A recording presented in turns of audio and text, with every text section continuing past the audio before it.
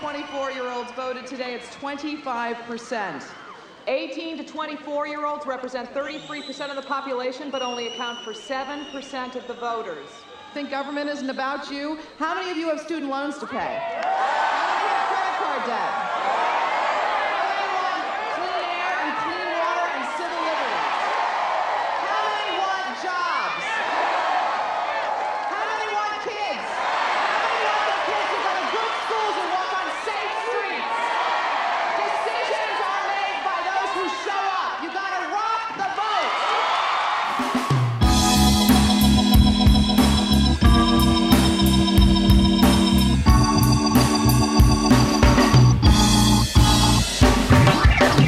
Hey everyone, and welcome to Let's Pod This. My name is Andy Moore. I'm joined by Scott Melson at the news desk. What's up, man? I'm at the sports desk. Really? Who's on weather? Right. Okay. Who's on first? It's cold. It is cold. A little chilly out there. It's perfect. This is my. So this is my favorite.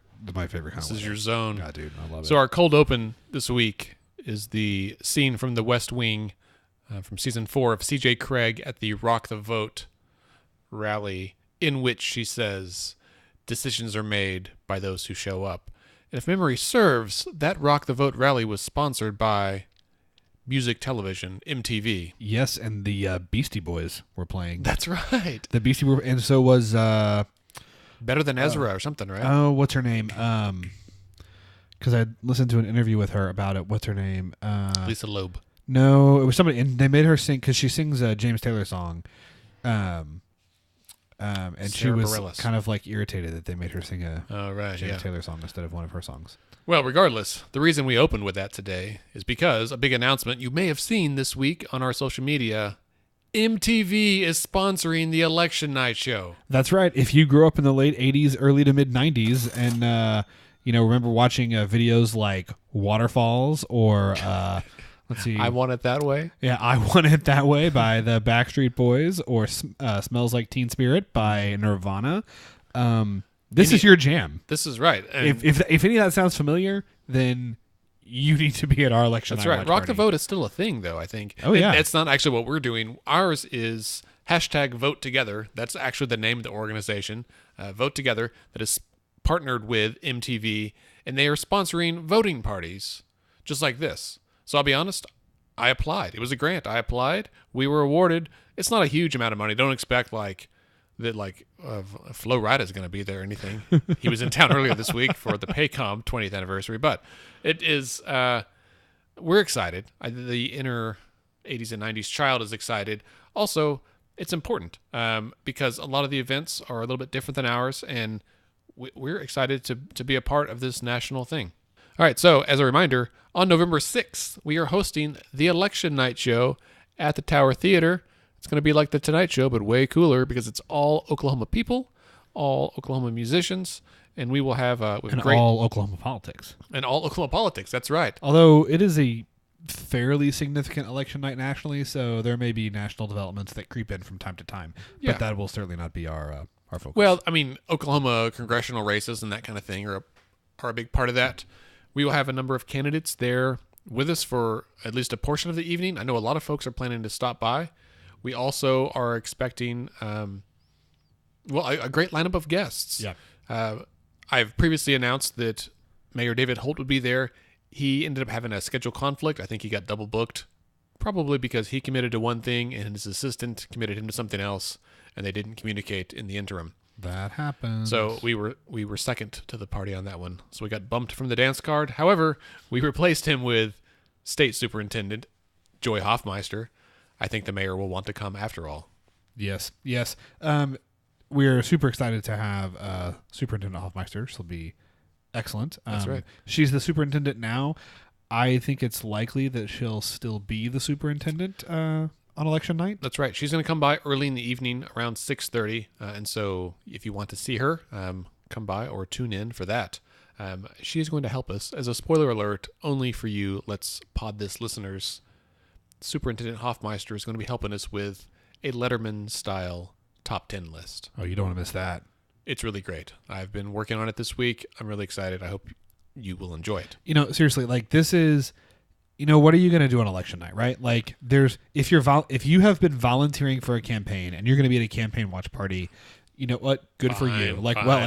Well done. We tip our hats to you. And tell your candidate to come to our party. Yes, do that too. But otherwise, if you're not doing that, I mean, like, I guess you could go to like a bar and watch at a bar, or you can come to a place that has a bar that will be well stocked with free admission, free food, lots of other like-minded people who also want to watch the election returns. Mm-hmm. Me and Andy, and like live music. Like, where are you going to get that? It's going to be rad, right? So you can either go to a bar and do it that way, or you can watch with us. Or if you're going to be sitting at home, well, come on, guys. Like, I know it's a Tuesday, but you can come out on a Tuesday. And for any of you Oklahoma Ed listeners, I will tell you that Superintendent Hoffmeister approached me. She saw me at the student debate last week and said, "Hey, I saw the video about this. Looks fun. We're going to come by." And I said, "Do you want to be a part of it?" And she said, "I would love to." I'm like, yes. So we want to see as many of you there as we can. It is a nonpartisan event, just like the show. That's so right. We want Republicans, Democrats, Libertarians, despite my rant last week. We want independents. We have at least one independent candidate confirmed to be there. We want all of you guys there. Yeah, so it should be a really great time. It's going to be super fun. I hear that the Wizards at the Tower Theater have some exciting things planned as well. So there may be a chance for them to kind of play around and show off some of their technical expertise. And new toys. Also, hey, we're going to have Let's Fix This koozies there and T-shirts. You can get your red Let's Fix This, the original supporter T-shirt. I got a fresh batch of those. Yep. Some of the very fashionable and soft navy blue I Voted T-shirts will be there. Lapel pins, stickers. In fact, I'd say we would love if you have Let's Fix This merch. We would love to see you in your merch. Do you think we need hoodies? I would. Yes. I know you and I will buy hoodies. Yes. I'm going to say there's in fact, I've heard from several people there's a demand for hoodies. Okay, excellent. I'll look into that. Also, Peter, if you're listening, I still have a tote bag for you in my car, and we need to have you on the show to give it to you. And Ed, if you can make the drive in from the Panhandle, we would love to see you on Tuesday night. It's nice to know at least a few listeners by name. Right? Dude, Ed's awesome. He's tremendous. I mean, I assume Peter's awesome as well. Yes. But Ed, emails us, feedback about the show and corrects us on things that we get wrong. Which is very, more often than you'd expect. Which right? is very, very helpful. Or maybe exactly as often as you'd expect. So in this week's episode, we don't really have a news roundup. I will give a cursory mention to the fact that today the Oklahoma Public Employees Association announced that an undisclosed number of the employees from the State Department of Health who were released from employment, laid off, RIFT, if you will, reduction in force, that back, I guess that was last December. Can we say screwed? That was likely true as well. So at the time, if you recall, the state believed that the State Department of Health thought they were $30 million in the hole. And as it turns out, it was hidden under the mattress. They found it later. Oh, hey, here's the $30 million we were missing. And so they let 250 to 280 people go because of budget woes that weren't actually budget woes. So those folks are suing to be like, hey, you shouldn't have fired us a year ago. So they may need at least a portion of that $30 million to pay some of these settlements. Indeed. I wonder if they just pay the difference and get them back. That seems a little unfair because they didn't work in the interim, and they may have better jobs now. Right, that's the other thing. I mean, well, they offered them all the job back, and only 2 of them took it. Well, and that's the other thing is I don't know how many of them have better jobs. I don't know how many of them so if they retired, right? If they took retirement and now they've accessed retirement benefits. I don't think they tap, you tap to their 401k, those sorts of things. I don't, their pension. I don't know how that works. I don't either. I did see that several local journalists are writing about that today. Catherine Sweeney being one at the Journal Record. Also, Journal Record is going to be the marquee sponsor of the election night show, and Catherine will be one of our guests. Journal Record and MTV. You can't get more legit than that. That's right. That's both ends of the spectrum. Right. Anything in between is the National Enquirer, and we don't want them. No. Because they just have to be unless they want to give us $10,000. We'll take their money, but we don't want them actually covering it. Yeah, true story. Some weird story about Sasquatch. Alien landing, and let's fix this as rock. Right. I have one more news story, actually. Oh, okay, yes. There's an 8-year-old girl in Sweden that pulled a stick out of a lake near her house. She's an American by birth, but now she lives in Sweden. And it turns out that it was actually a Viking sword that's like 1,000 years old. That has nothing to do with anything we talk about, but no, but it led. I thought it was cool. Led to everyone out there tweeting the dead women pulling swords out of ponds is no basis for a government. You know what's funny is I actually didn't see that tweet. You didn't? I just saw the news story. 4 or 5 people tweet the same thing, which I thought was funny. I just thought it was cool. For me, what it led to was about an hour and a half long Wikipedia rabbit hole on Vikings and their weaponry. Oh, that's fair. That's worthwhile. Your mention of an 8-year-old reminded me of one other thing that is newsworthy. I was at an event today at UCO with Representative Cindy Munson and Alicia Priest from OEA. They were on a panel, and I was moderating the panel for some education students at a conference up there. And Representative Munson shared a story from this past year of a 9-year-old constituent who approached her and said, I want to propose a law that, or a legislative action at least, that the red-tailed hawk be named the state raptor. And isn't it already? Well, this is what made it. I don't know how long ago it was, but in the last 3 years, because that's so long she's been in office.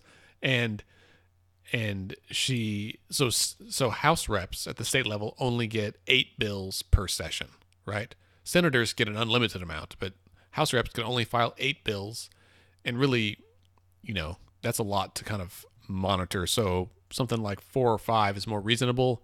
And if you're the minority party, as Representative Munson is, you're not going to get all of them through. And so each bill she files is like a precious space, right? And so her assistant really kind of let the kid walked him through the steps of why is this important and what research have you done and whatever.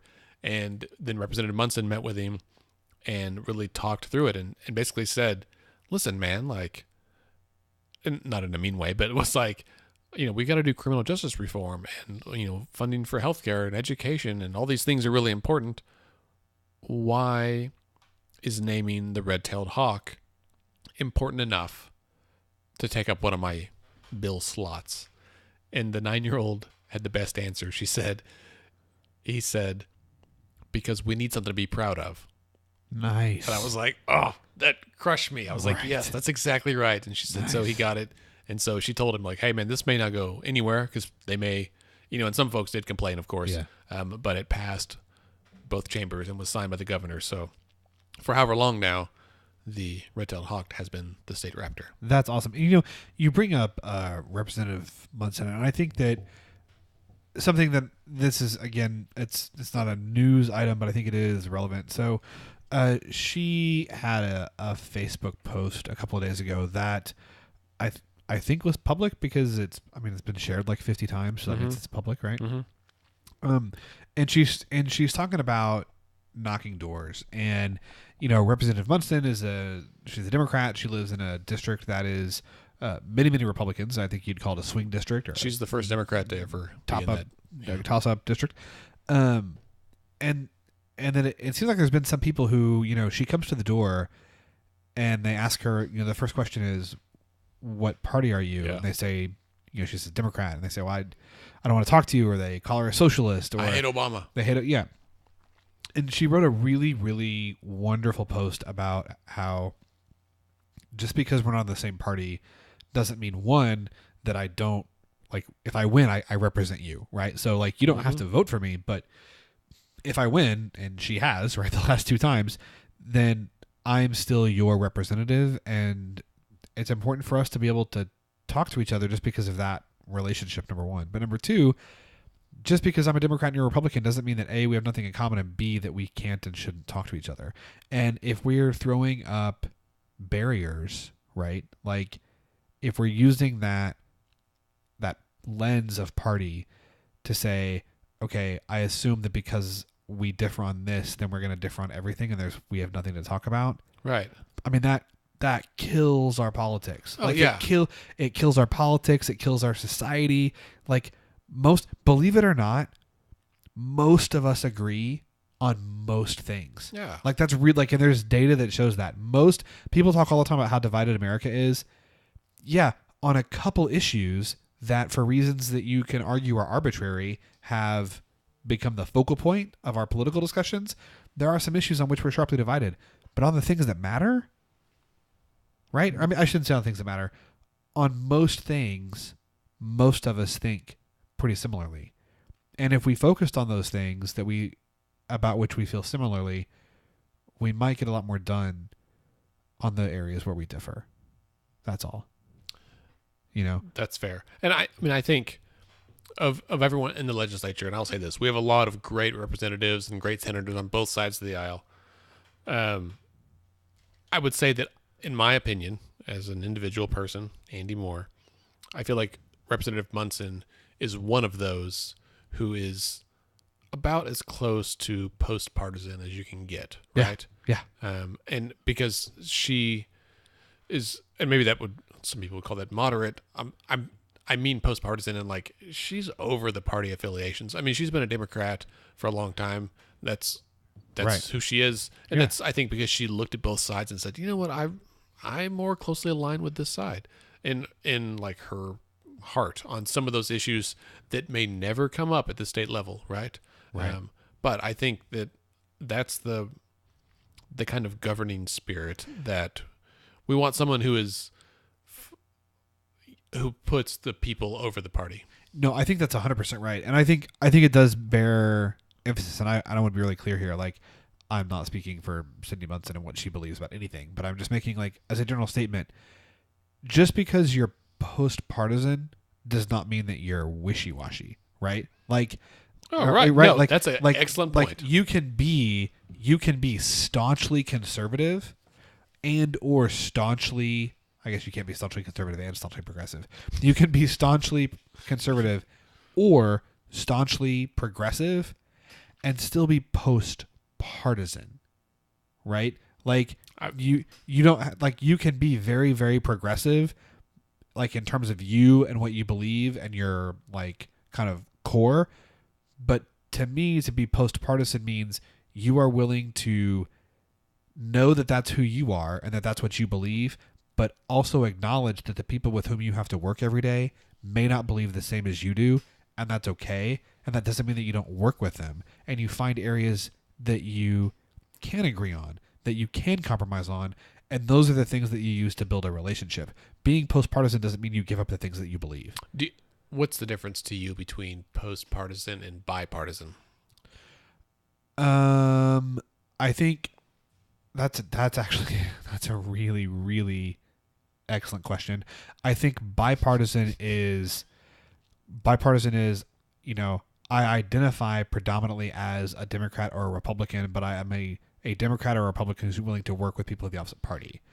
Post-partisan is, I don't use that moniker to identify myself, and I don't use that moniker to identify other people, right? Like, I'm a conservative state senator from rural Oklahoma, but I am myself. I don't use my party label as, like, my definition, and I see a more progressive senator from the Tulsa Metro who thinks the same way that I do about this issue, and I want to work with that person because if he or she and I work together on this issue, we make the state better. And I'm not concerned at all about what my party label is or what their party label is. Like, I think in post-partisan, like, to be post-partisan, that party label, the calculus doesn't enter the equation at all. Interesting. Does that make sense? I hear what you're saying. I'm not sure that I agree with you entirely, but I think that's because this is a tricky issue. And I think I wrote a blog about this a while back. And I can't find it, of course, right offhand, but I would encourage you, listeners at home, to Google just the term post-partisan, because it has been around for a while. And clearly we are very much in a partisan environment, right? Like, what would you say is the difference, Andrew? That's the hard part. I don't really know. I think, like, it's moving beyond labels is a huge deal. I think the hard part is that anyone who says right now that they are post-partisan but often they still vote with one party. You know what I mean? So I did. On September 14th of last year, of 2017, I wrote a blog called Pulling Back from Partisanship, in which I kind of delved into this a little bit. Do you know what the first sentence is of the Wikipedia article on post-partisanship? No. Post-partisanship is an approach to dispute resolution between political factions that emphasizes compromise and collaboration over any remotely plausible basis in reality or political history. That's well done, Wikipedia.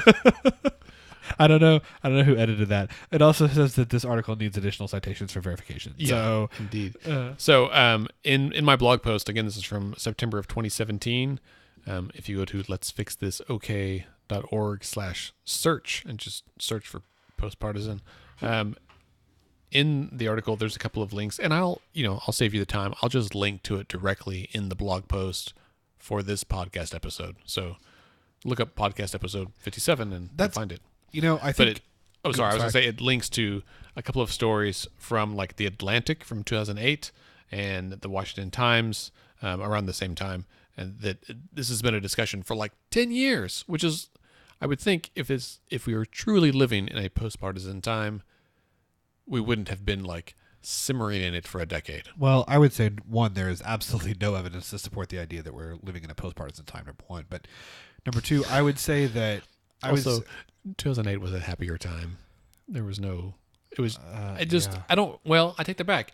I don't feel like it was as divisive back then. In 2008, I think it was authored prior to the election, so this was still Obama versus Romney. Yeah. And it was a different level of discourse. No, 2008 was Obama versus McCain. That's what I meant. McCain, yeah. Sorry. Yeah. I agree, though. It was a different level of discourse. I think, the reason I say that post-partisanship, to me, post-partisanship has to include not disidentification with a party, but a conscious decision that the party label of both you, right, and the person with whom you're trying to work is like a secondary factor. Does that make sense at all? Mm-hmm. And I say that just because there's a book I've referenced on the show before by Liliana Mason that deals with partisanship, right? Like how politics became our identity, and party identity plays a huge role in that. And so I think to say something or someone is post-partisan, that the role of that identity has to be diminished significantly. That's fair. Does that make sense? I think so. I'm going to read you a quote, Scott, and then we need to move on from this. But a quote, I'm going to just have you guess. I'll give you one guess at who this was. The quote is, "All of our most deeply held dreams and aspirations require us to build on our common bonds rather than keep resorting to the tired battle cries of partisan politics that divides and demoralizes us." Donald Trump. No. No, that wasn't my real guess. Read it one more time. "All of our most deeply held dreams and aspirations require us to build on our common bonds rather than keep resorting to the tired battle cries of partisan politics that divides and demoralizes us." George W. Bush. No. Arnold Schwarzenegger. Really? Yeah. Really? You're never going to guess that. No. I'll give you one other one on the other end of the aisle, I think. "We do not have to settle for the same old politics. We need a fundamentally different way of behaving, one built on cooperation and collaboration." Yeah, no idea. Michael Bloomberg. Interesting. These are both quotes in that Atlantic article that I Interesting. posted. All right. Let's take a quick break, and when we come back, we're going to dive into the state questions.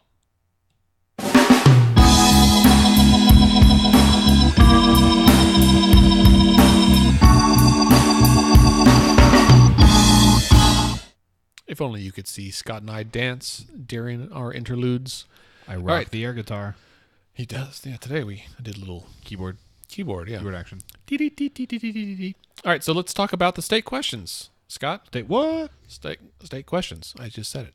All right, so we're going to go in numerical order, starting with state question 793. Do we need to just state questions, like what these are?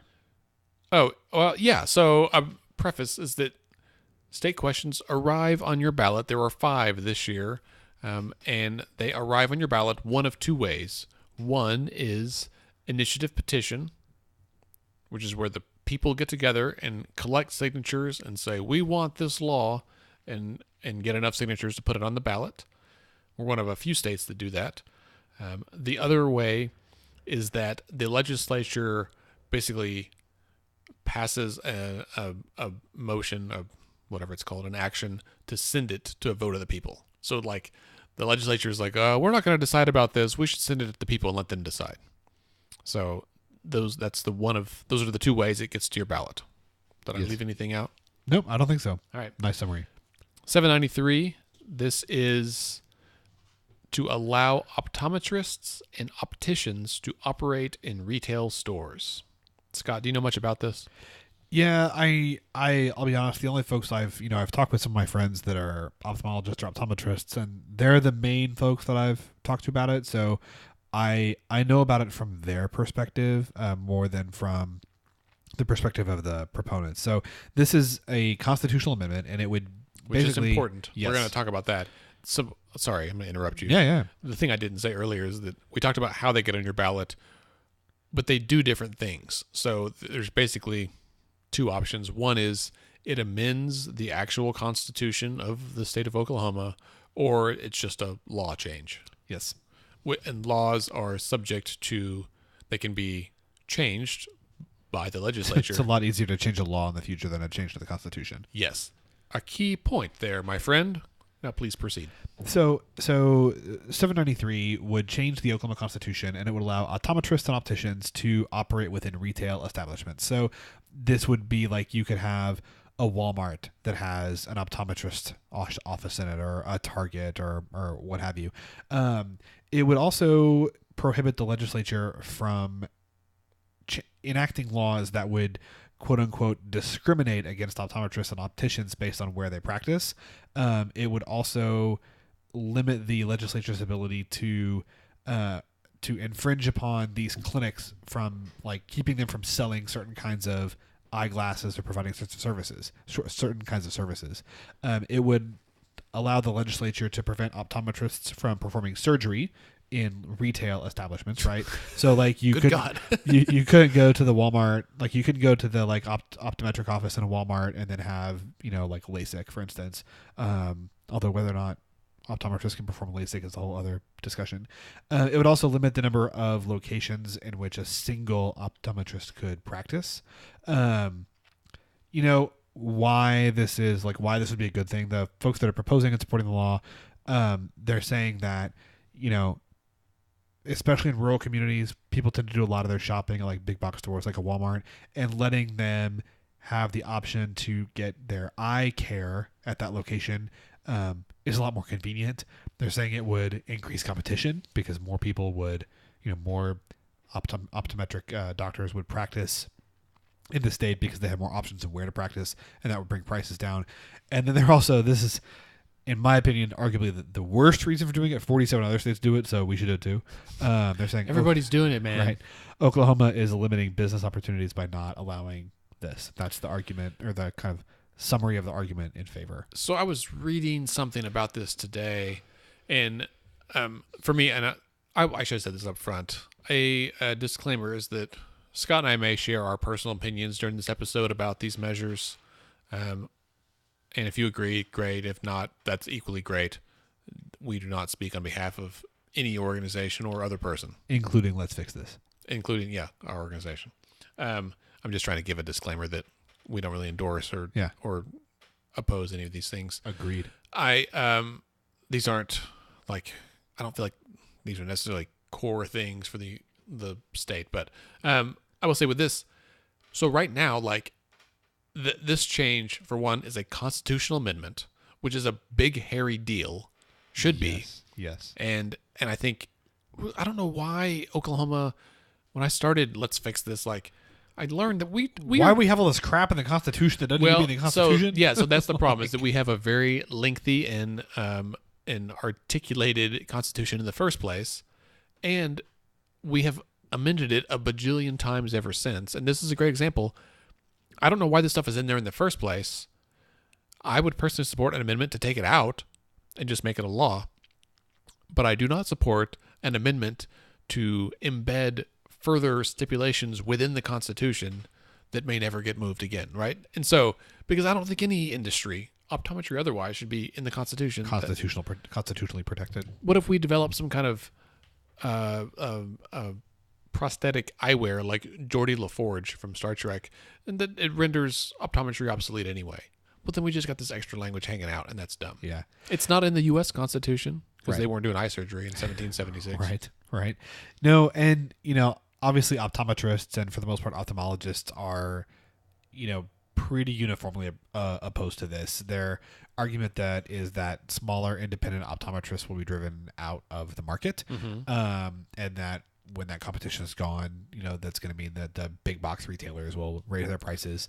They also are arguing that limiting the services that can be provided in an optometric office based on its location, right? So if there's stuff that like my optometrist that I do in his or her standalone building, if there's stuff they can do there that an optometrist in Walmart or Target can't do, then patients who are being seen in Walmart or Target are going to get substandard care. So that's one of their arguments, right? But those, you've seen optometry stores inside retail establishments. So two things. One, I used to go to an eye doctor in a Walmart down in Texas, and it was fine because at the time it was convenient. My guy's in the standalone office now, and that's fine too.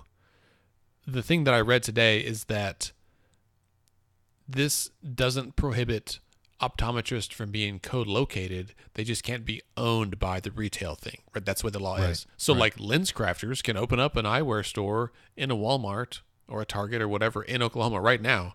Optometrists can open up as if they just like lease the space from the building owner, who's probably Walmart. Right. And so it's not so much about them being in there. It's about them being a part of the retail business. Which is what gets at this, right? So the argument, the big argument from the folks that are proposing this is, it's going to, competition and increase access to eye care. This is because stores like Walmart that are the predominant retailers in rural communities want this revenue. This is about money. It's one more service that they can offer. So you could get eye care and eyeglasses at a Walmart, but from a different company. You can go to Walmart, you can buy gas, buy your groceries, buy your clothes, buy your diapers, buy your toilet paper, get your eyes checked all in the same place. Right.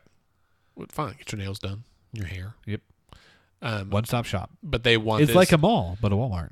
Right. Well, so like a mall, the revenue from each business goes to that business and they all pay rent, which is how it is legal now. This would allow it to be in there, and the money would all go to that parent organization. So the optometrists would be Walmart employees. Yeah. Is the difference. Right. Or Target or CVS or Dollar General or whatever. My kind of final thoughts is I don't like it. And I don't like it for the same reason you mentioned. Like, I don't like a change to the Constitution for something like this. Really hard to undo it if there's problems. And the other thing is, I don't have like a policy reason for this.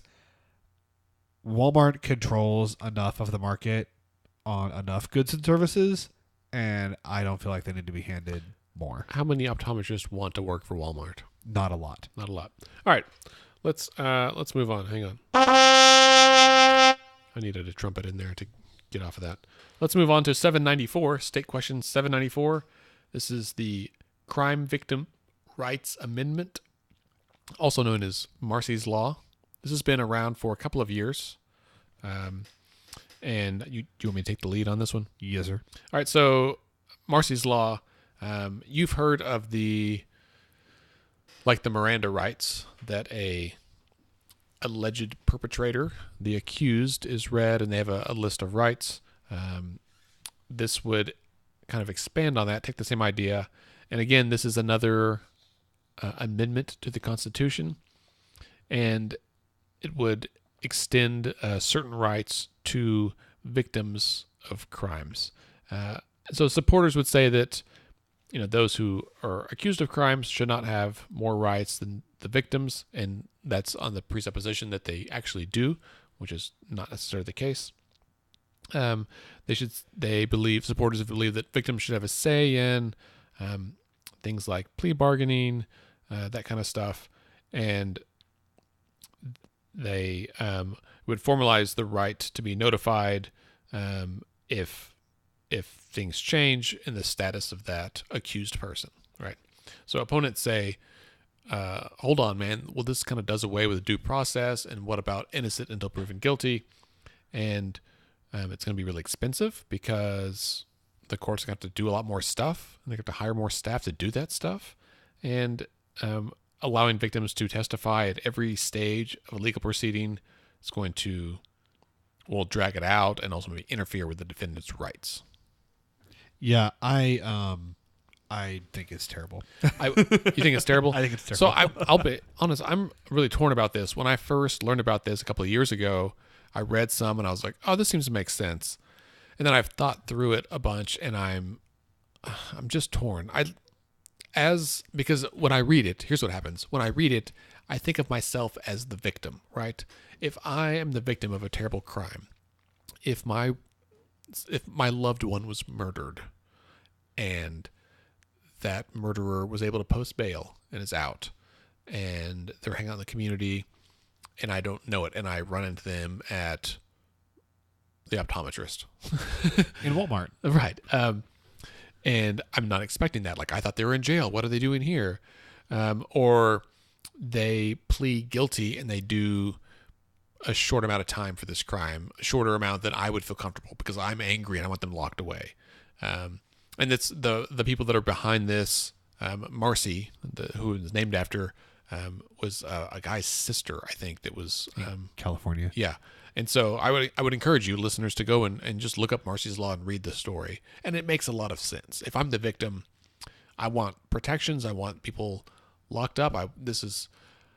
If I'm the alleged perpetrator, I'm really angry, and I feel like this might violate my constitutional rights from the U.S. Constitution for a fair and free trial and or not free, but whatever it is, right? Fair Free trial, judgment, speedy trial. Yeah, and it kind of circumvents that and puts extra protections on the victim's family, but it makes me look more guilty.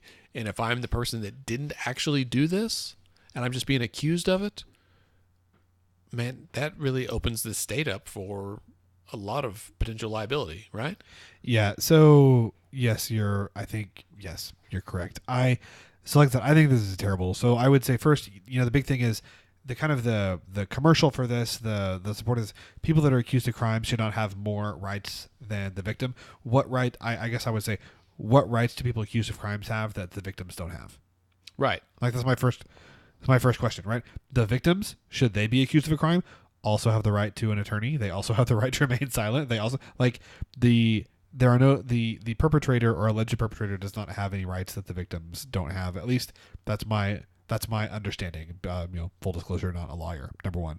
Number two, victims and their families should have a say in things like plea bargaining. What are you? That's out of your mind, right? Are you kidding me? Like, no, there's like you just said. When I think about this, I think about myself as though I were the victim, which is, I understand why. Yeah. But that is exactly what judges and attorneys are not supposed to do, right? Well, that's right. Like if you're a judge, you are supposed to look at the law, not, oh, how would I feel if this was me, right? Like that is literally the whole point of judges, is to not do that. Right. Like that's their whole. That's how they get to be a judge, is on the basis of their impartiality. Yeah. Right. Like that they don't do that because victims are often going to want more punishment than what we as a society, through our justice system and laws, may have decided is appropriate. Have you seen A Time to Kill? So this is funny, actually. I think only seen the movie like in bits and pieces. Like I don't think I've ever watched it start to finish. Yeah. it's one of my favorite books of all time. Oh yeah, okay. I can quote the book start to finish. Yeah. Great. I've read the book a couple of times myself. It was the first Grisham novel I read. Yep. Ditto. The movie is really great. Sam Ditto. Jackson, Matthew McConaughey, Yep. Sandra Bullock, Ashley Judd. I love all these people. Yeah. But there's a quote. So this is not really a spoiler for you. If you haven't seen it, go watch it. It's a really good movie. I think I know the quote you're going to say. I'm sure you do. So Sam Jackson is the father of a 10-year-old daughter who was brutally raped by two racist white guys, right? Yes. Like rednecks, Like Klansmen. yeah. And so when they're coming in for trial, they were caught.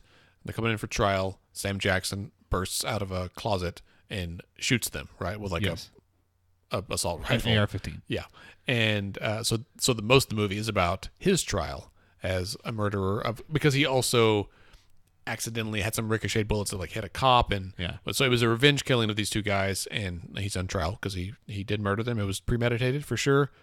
He pleads not guilty because he felt like it was not in self-defense, but it was insane, justified. He pleads insanity. He pleads guilty by reason of insanity. Right. No, not guilty by reason of insanity. Yeah, and so he's on the stand, and the prosecution is really giving it to him, and they're really badgering him to ask him if he believes if he did this, and he says, "Hell yeah, I did it. I hope that burn in hell." Yes. And let the quote you thought of, that was not an impression of Sam Jackson, just to be clear. There's no way I can do an impression of Sam Jackson. But it's a great quote where in a heated moment, and I get it, man. That's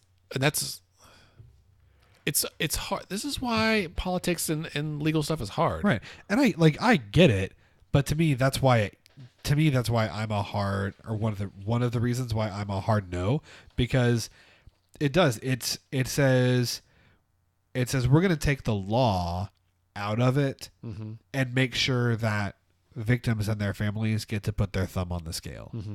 Right. Like when maybe they are too close. Right.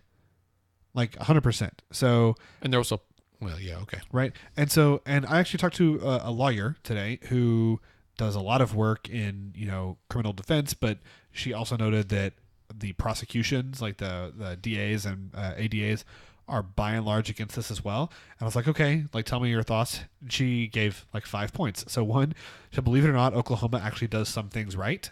So Oklahoma already has a service where victims can elect to be notified if someone's released from custody. So the idea that you might not know that the person who hurt you or your family member or perpetrated this crime against you is coming out of prison or coming out of the county jail or wherever they're being held, if you want to be notified of that, you can. That exists. Number two, it puts a lot, as you noted, a lot of extra requirements on the criminal justice system and doesn't provide any extra funding. And this has cost $500 to $2 million a year in places it's been implemented. Three, it's going to string out the process a lot more because it's going to cause plea deals to be delayed, and that victims are going to feel victims should have as much say in this person's punishment as the prosecution, and so they're going to use that to their advantage to try and string things out as long as possible. Most DA's offices already have a victims coordinator, and that position, though, by and large, where it exists, is funded by grants because the courts don't have any money to pay a victims coordinator. This would basically mandate a victims coordinator all across the court system without paying for it. It's a very good intentions, but there's no one who wrote this is someone who works in the criminal justice system on a daily basis. The other thing is that lots of states have implemented this or a version of it already, and most of those places has been found to be unconstitutional. Yeah. So it will be yet another example of us passing a law, spending millions of dollars to defend it from the Supreme Court, and likely seeing it be overturned. Yeah. So that's, I don't know, can we call it quits on Marcy's Law? Yeah, let's move on to the next thing. So the next one is... This is pretty straightforward. Yeah. I love a good trumpet. So next one, I was going to say this one will be a lot quicker. State question 798, pertaining to the governor and lieutenant governor on a joint ticket. This is not about marijuana. Not that kind of joint. Womp, womp, womp. Gotta- There it is. So basically, right now we elect the governor and lieutenant governor separately. But Scott, what would this do instead? Yeah, so you would have the governor and lieutenant governor running on the same ticket. So it would be like on the Republican ticket right now would be the Stitt-Pinnell ticket.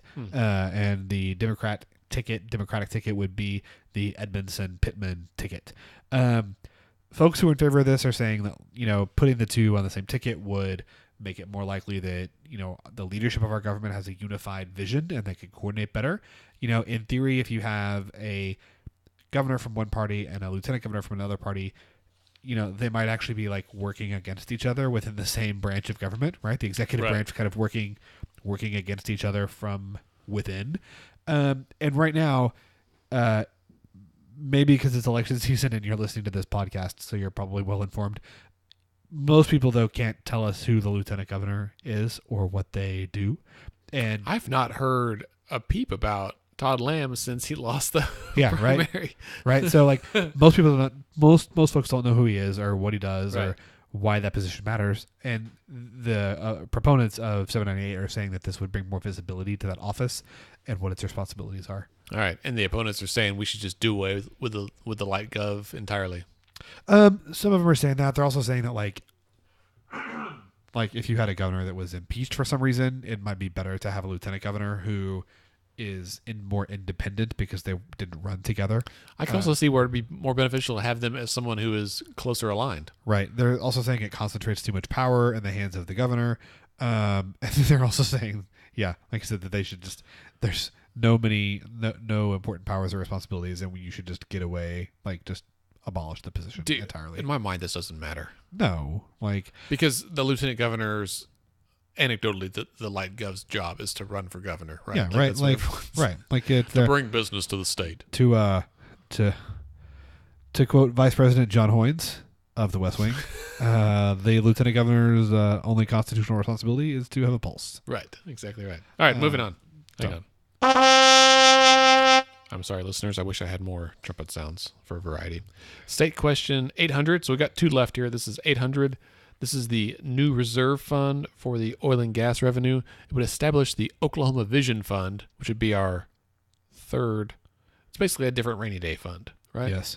And so it would, beginning of July 1st, 2020, so it wouldn't take effect for another year and a half, it would take 5% of the gross production tax, so not the GPT rate, but of all the collections, however much money comes in, 5% of that would go into the Vision Fund, and that 5% would increase year after year for up to something.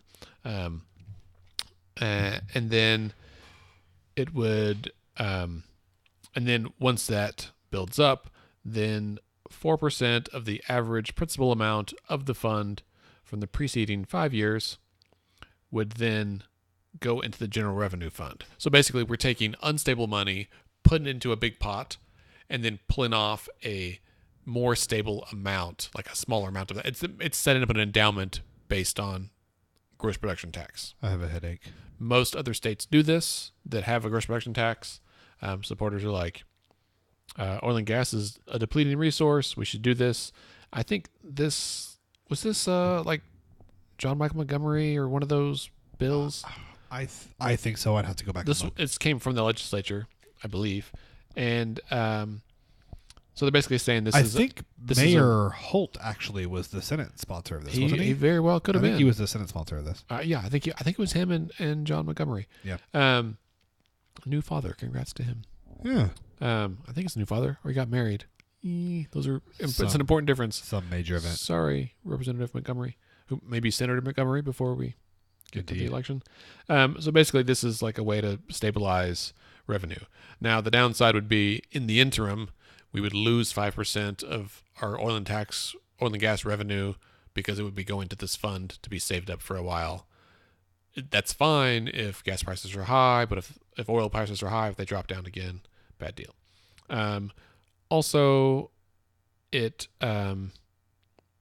makes yet another fund for us to manage. So we're putting money in multiple funds, and if the health department is any indication, that's not a good sign for Oklahoma government. We might lose money or like mistakenly place money. Like that's my thing, right? Because we have two other reserve funds, right? We have the Right. the rainy day fund, which is the revenue stabilization fund, which also gets a portion of gross production tax money. Right. So my thing with this is it's great to save money, right? We should all do it. Most of us should be better about it. But if you are saving so much that you can't pay your bills, that's a problem, right? Like it's like saying I make $1,000 every month and I'm going to put $800 in savings, which is fine if you only have $200 of fixed expenses. But if you have $900 of fixed expenses, you can't save $800 a month, right? Like, Oh, right. So I mean but it's not that big of a chunk. I mean, it's like this is saying it's more like 5 out of 100. right. It's not that big of a chunk, but I would submit to you that right now our core services in the state need every penny they can get their hands on. And I'm not at all opposed to the idea of saving more money, like putting more money back from oil and gas. Mm-hmm. But most of the one thing that the opponent or the supporters of this bill don't mention, yes, every other major oil and gas producing state does this.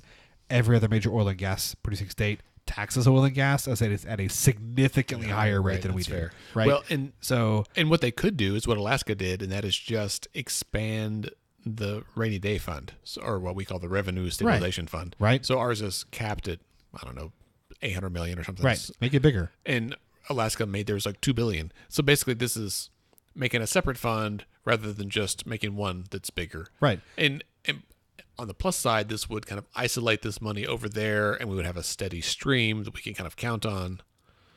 But I mean, to me, like, if you want to do this, fine. Like, I mean, fine, do it. But there should be a concurrent measure that raises the gross production tax to 7, 8, 9%, much more in line with the national average.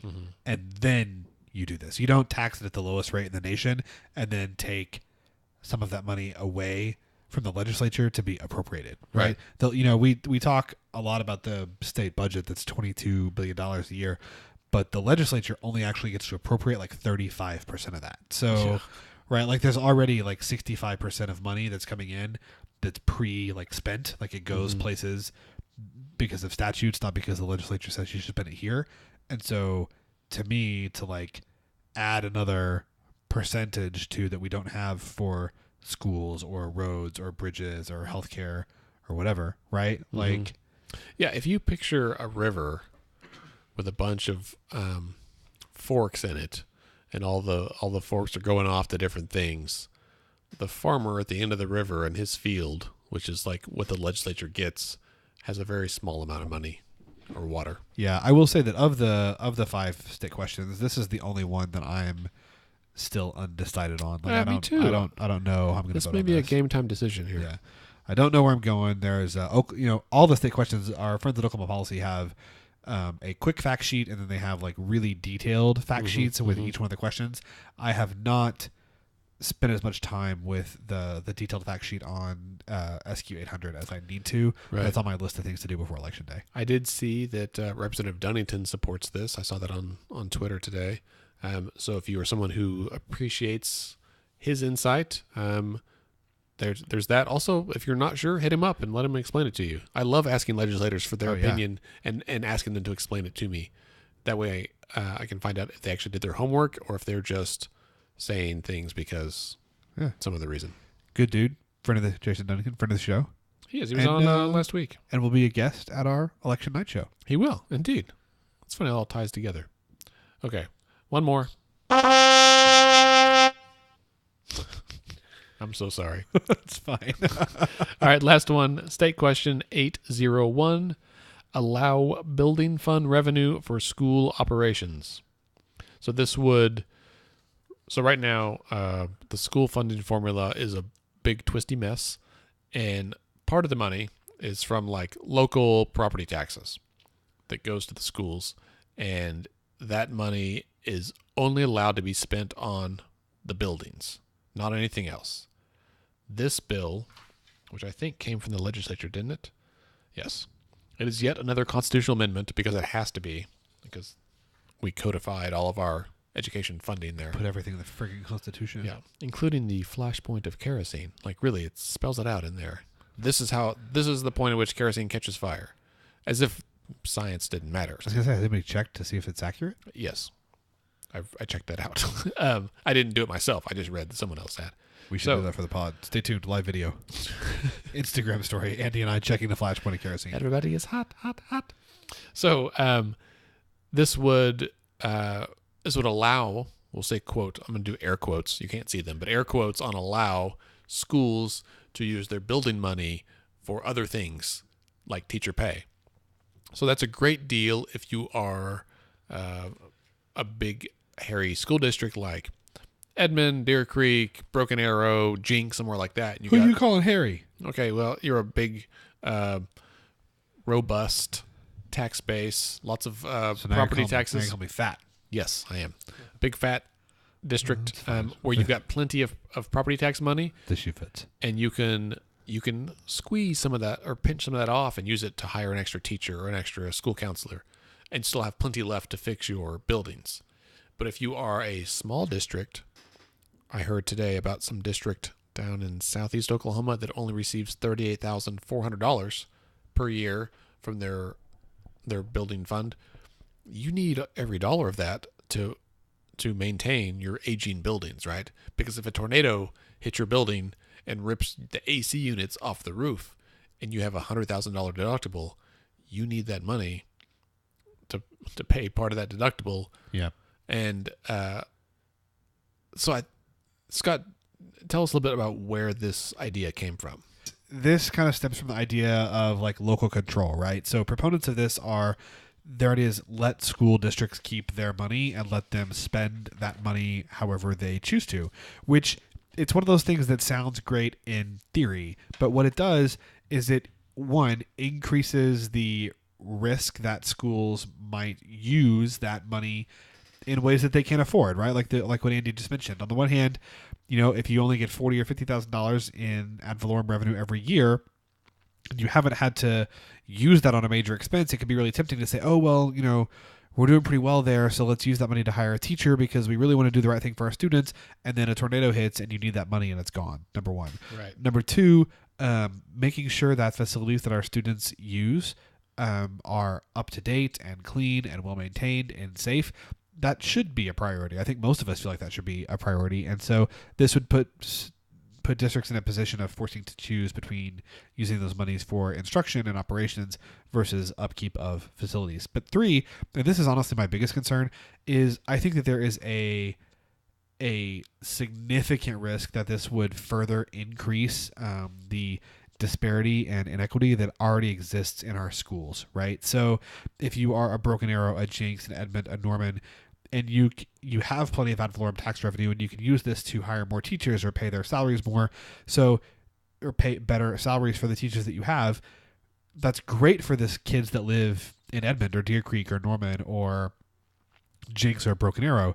But for students that live in Oklahoma City Public Schools or Tulsa Public Schools or some of the more rural communities that don't have that, now those schools and those districts are at an even worse disadvantage when it comes to trying to attract top quality teachers, when it comes to trying to attract businesses to invest in their district or new companies to open or people to move to their community. So I understand and even can empathize with where this idea comes from. But I gotta say, like, speaking for myself, I'm a hard no on this. We need to better fund all of our schools, not just put the onus of funding our schools better on the districts that can afford it. I agree. I think the issue is that education needs more money, not just shuffling money around. Yep. All right. Well, Scott, anything else this week? Oh, I know I have one thing that listeners, that this won't pertain to you yet, but Scott and I are about to leave from our Upper Room studios and head over to the Tower Theater right now. It's a double night. It is a double night. We're going to be on the Wafty show. We apologize for the inconvenience, and you guys should check it out on the I think on like the what are you saying? Like Well, I'm trying to play music here, and it's not working. I was gonna say it's on the Mostly Harmless Media Network. It's another great show on our home network. That's right. You guys should check out Wafty Show. We apologize for the inconvenience, and watch it. Stephen, John, and Aaron will be on there. Colby, the bartender. We're gonna talk about elections, voting, politics, and probably the election night show, I would assume. Yep. Very appreciative of them having it on there. It's a video series. You can watch it on Facebook and on Vimeo, I believe. And then again, don't forget that on November 6th, it's election day. Please, for the love of Pete, go vote. And then when you're done voting and you get off work, come to the Tower Theater for our free election night show. Let's pod this. Golly, I'm just messing things up today. It's good. I'm so distracted by this Dire Straits music. It's so great. All right. Well, that brings us to the end of our show. Don't forget to subscribe and rate Let's Pod This on Apple Podcasts, because that helps other people find us. That would be great for us and for them to be better informed, better engaged voters, which we desperately need. And remember, you can connect with Scott and I on Facebook and Twitter. Let's Fix This is Let's Fix This OK on Facebook, Twitter, and Instagram. Scott is at SC Melson. I'm at AndyOKC. You can read our blog, check the newsletter, look for resources, get some handouts, get prepared for the election and for the legislative session. Let's Fix This is a member of the Mostly Harmless Media Network. Our theme music that we normally have is provided by the Sugar Free All-Stars. Today it's by the Dire Straits, and that's pretty cool. Let's Fix This is a nonpartisan, nonprofit organization who strives to educate and equip all Oklahomans to engage with the government. We encourage you to get involved any way you can. And remember, decisions are made by those who show up. Have a great week.